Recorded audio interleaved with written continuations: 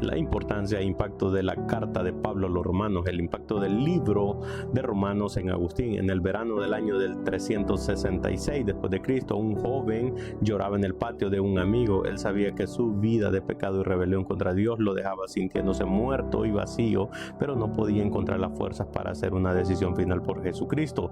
Mientras estaba sentado, él escuchó a algunos niños jugando un juego y se gritaban entre sí estas palabras: toma y lee, pensando que Dios tenía un mensaje para él a través de las palabras de los niños. Él tomó una voluta que estaba tirada cerca y lo abrió y empezó a leer: no en glotonerías, no en borracheras, no en lujurias y lascivias, no en contiendas, no en envidias, no en vicios, sino vestidos en el Señor Jesucristo. No proveáis para los deseos de la carne, según lo dice Romanos capítulo 13, verso 13 y verso 14.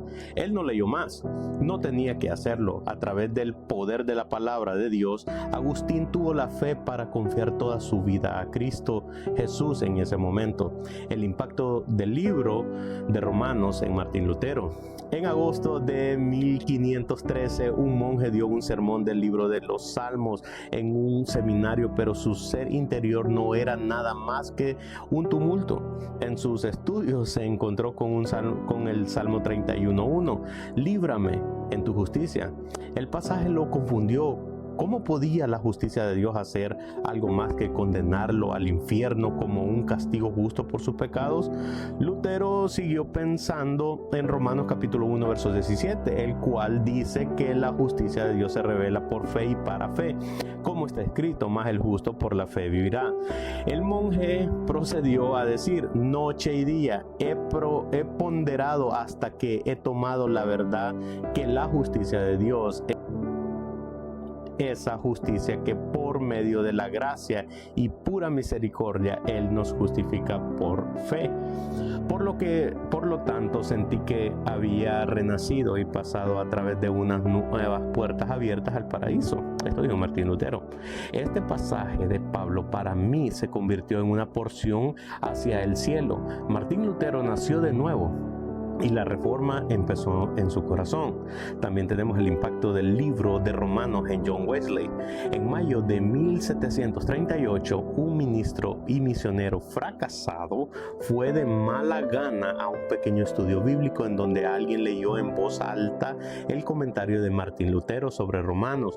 Como Wesley, el misionero fracasado dijo después, mientras él estaba describiendo el cambio que Dios obra en el corazón a través de la fe en Cristo, sentí que mi corazón ardía de manera extraña. Sentí que confiaba en Cristo, solo en Cristo para mi salvación.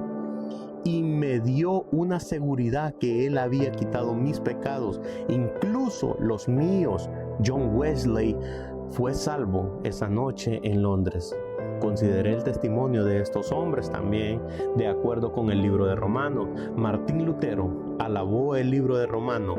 Es la parte principal del Nuevo Testamento y el Evangelio perfecto, el epítome absoluto del Evangelio, dijo Lutero.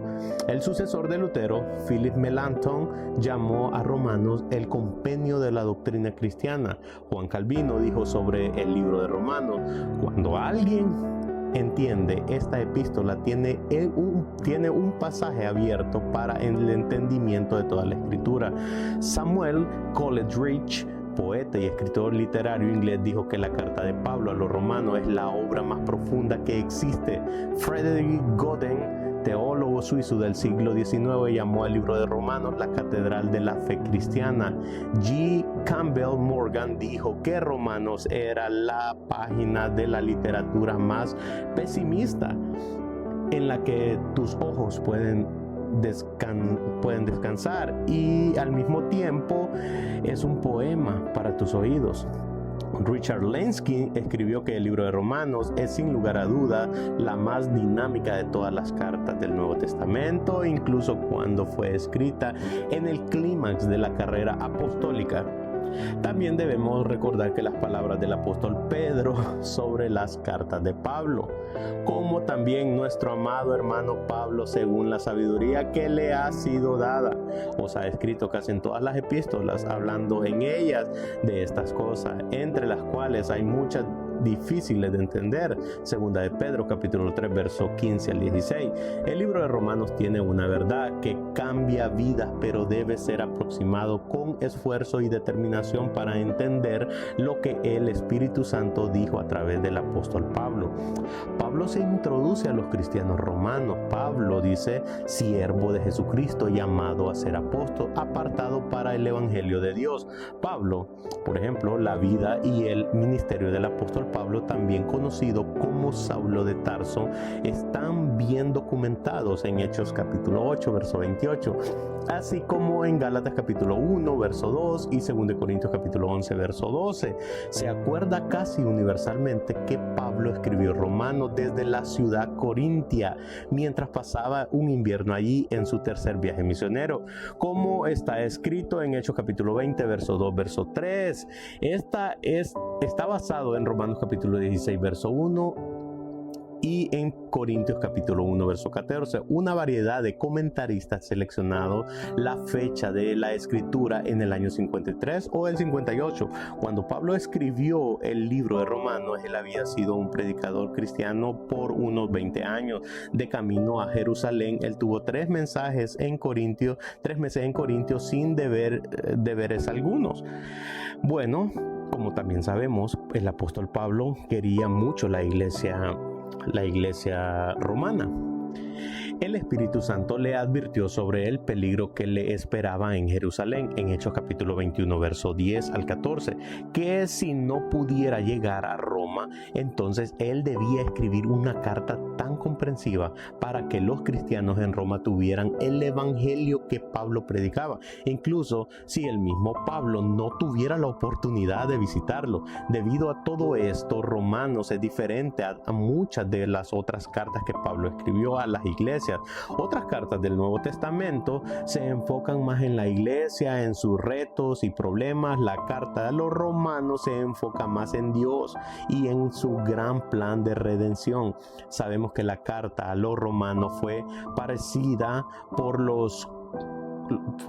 apreciada por los cristianos en Roma. La carta de Clemente de Roma en el año 96 después de Cristo muestra una gran familiaridad con la carta de Pablo. Puede ser que la haya memorizado y que la lectura de ella se convirtió en parte de prácticamente cada reunión de la iglesia romana.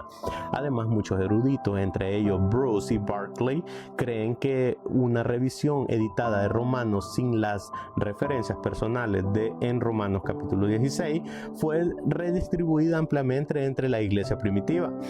Con un resumen de la doctrina apostólica, Pablo dice: siervo, apóstol. La autoidentificación de Pablo es importante. Él es primeramente un siervo de Jesucristo, luego llamado a ser apóstol. Se usan varias palabras griegas antiguas para designar a un esclavo, pero la idea atrás de la palabra siervo, doulos, es devoción completa y absoluta. Jesucristo es un título más alto que un monarca del mundo, según Paul, apartado para el evangelio de Dios. La idea de ser un apóstol es que eres embajador o mensajero especial. El mensaje de Pablo es el evangelio. Las buenas nuevas de Dios es el evangelio de Dios, en el sentido de que pertenece a Dios del cielo. Este no es un evangelio que Pablo inventó. Él simplemente es un mensajero del evangelio de Dios, apartado para el evangelio. San Pablo puede referirse aquí a su estado anterior como fariseo, el cual literalmente significa un separatista o uno que está separado. Antes él fue separado para el servicio de su propia secta, ahora él está separado para el evangelio de Dios, según Clark. Algunos piensan que alude al nombre de fariseo, el cual se separar. Cuando él era un fariseo, fue separado para la ley de Dios, y ahora en el sentido cristiano él fue separado para el evangelio de Dios. El evangelio vocabulario de Dios, otras cartas del Nuevo Testamento se enfocan más en la iglesia y sus retos y problemas. Romanos se enfoca más en Dios. Dios es la palabra más importante en esta epístola de Romanos.